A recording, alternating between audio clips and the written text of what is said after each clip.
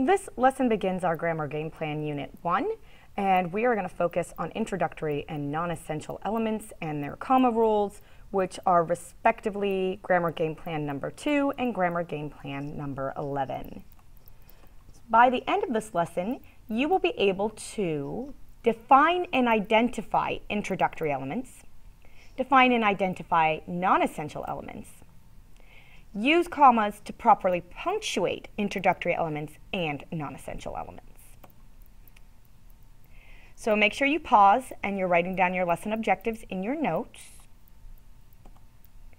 And your keywords are commas, introductory elements, which is GGP2, in non-essential element, which is GGP11.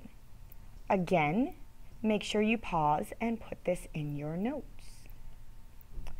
So, let's eat grandma versus let's eat grandma. Punctuation saves lives. You've probably seen memes like this around, and they're pointing out the importance of one teeny tiny little punctuation mark and how it alters the meaning of your sentence. In this example, the first one makes you a cannibal, and in the second one, you're being a polite host. So, punctuation saves lives because instead of eating grandma, you are inviting grandma to eat.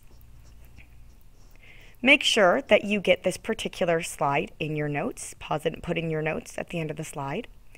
And know that a comma is a punctuation mark used to indicate a pause, separate items or phrases, or join sentences by helping a coordinating conjunction. Using commas appropriately helps to keep your ideas clear and makes sentences flow nicely. So it's supporting both ideas and sentence fluency while also helping with conventions. An introductory element is quite simply words, phrases, and clauses that introduce a person, sentence, or situation. The rule is that you need to place a comma after introductory elements in your writing. For example, introductory words. Greetings, welcome to our conference is not correct.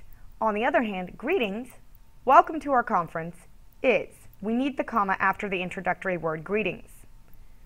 Upon arrival at the arena, we looked for our seats is not correct. Upon arrival at the arena, we looked for our seats.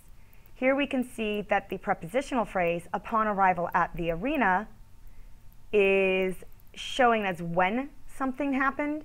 We looked for our seats is a complete sentence on its own, so this is just introducing the time frame. We can also have adverbial clauses, like unless it snows, we won't be able to go sledding, which requires a comma to make it unless it snows, we won't be able to go sledding, modifying whether or not one can go sledding based on the condition of snow. All of these are phrases, clauses, words that come at the beginning of the sentence and need to be separated from the complete sentence itself with a comma. One tip is that you can hear where the comma goes in these sentences if you read the sentence out loud. If you read it out loud normally, there will be a pause where the comma should go. So whether or not the sentence is currently punctuated right, you should be able to hear greetings, welcome to our conference, versus greetings, welcome to our conference. Make sure you pause your video and put all of this in your notes.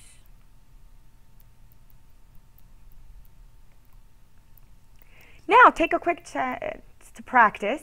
Identify and punctuate the introductory elements, words, phrases, or clauses in the following 3 sentences. Why that island is the most beautiful place I've ever seen. Reading about ancient Rome, I learned some surprising facts. When the play was over, we all met out front. Pause real quick and take a couple minutes to put these in your notes and give them a shot. We also have non-essential elements, which are phrases that are not necessary to complete the sentence and only add extra information. In other words, you can take them out and you still have a complete sentence, so they are just extra information to the sentence.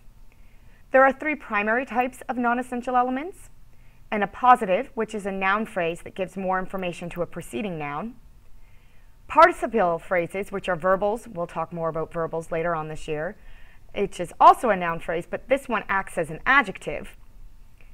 And adjectival clauses, which is a group of words that act as an adjective. Pause and put all of this in your notes.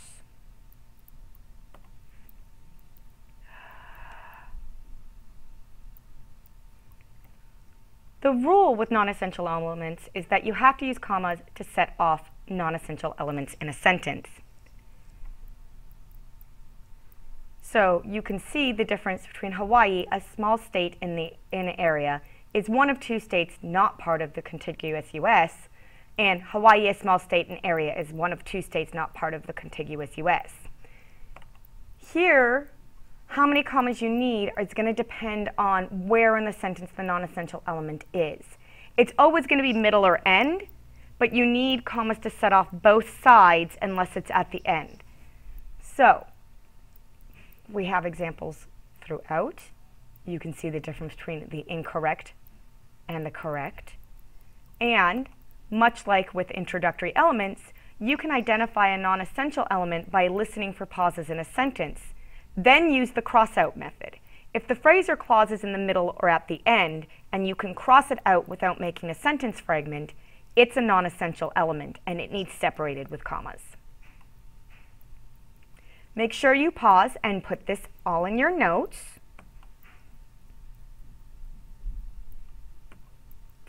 And then take a chance to practice identifying and correctly punctuating non-essential elements with our example sentences below. So to refresh, commas are punctuation used to indicate pauses, separate items, or help coordinating conjunctions join sentences.